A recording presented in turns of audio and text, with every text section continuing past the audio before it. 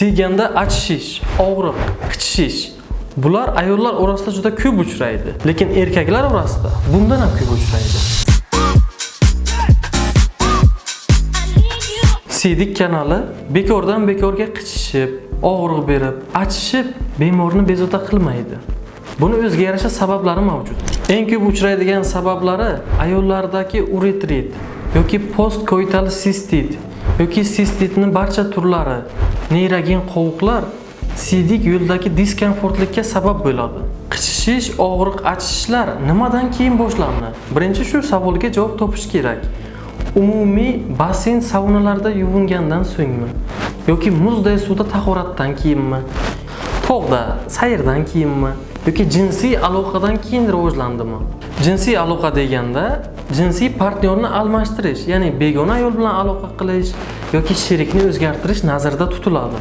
Yoki ham ayollar ham erkaklarda siydik tosh kasalliklari, siydik yo'llardan kristallar, tuzlar, mayda toshlar ko'chganda siydik yo'llarda juda kuchli diskomfortlik vujudga keladi. Biz buni bilganimizdan so'ng kerakli tekshiruvlarni buyuramiz.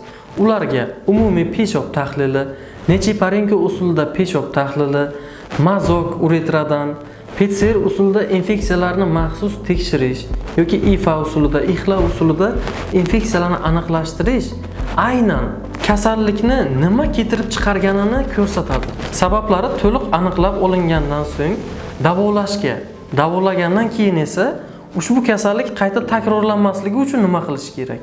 Mana shular haqida gaplashamiz. Bunday hollarda yosh bolalarda, homiladorlarda, bo'ydoqlarga, erga tegmaganlarga, oilalilarga yoki sal sho'xroq insonlarga, qariyalarga va qo'shimcha kasalligi bor insonlarga alohida yondashuv talab etiladi. Davolashga maxsus antibakterial preparatlardan, yallig'lanishga qarshi vositalardan, uraseptik vositalardan yoki tuz kristallarni erituvchi vositalardan foydalanamiz. Kasallikdan tuzalib bo'lgandan so'ng shaxsiy gigiyena qoidalari yoki maxsus dietalar tuzib beriladi. Bu orqali kasallikni qayta rivojlanmasligi uchun harakat qilgan bo'lasiz. Siydik yo'llari infeksiyasini o'z vaqtida davolamasangiz, eng og'ir asoratlar buyragingizdan ayrilib qolishingiz yoki bepusht bo'lib qolishingiz, qolaversa siydik yo'ldagi turli strukturalar, chandiqlar rivojlanishiga sabab bo'lishi mumkin.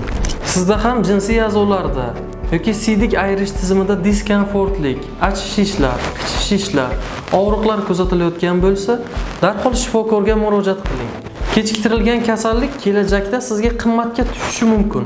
Agarda sizda yuqoridagi muammolar bilan bog'liq savollar bo'lsa, izohlarga yozib qoldiring yoki quyidagi raqamlarga murojaat qiling.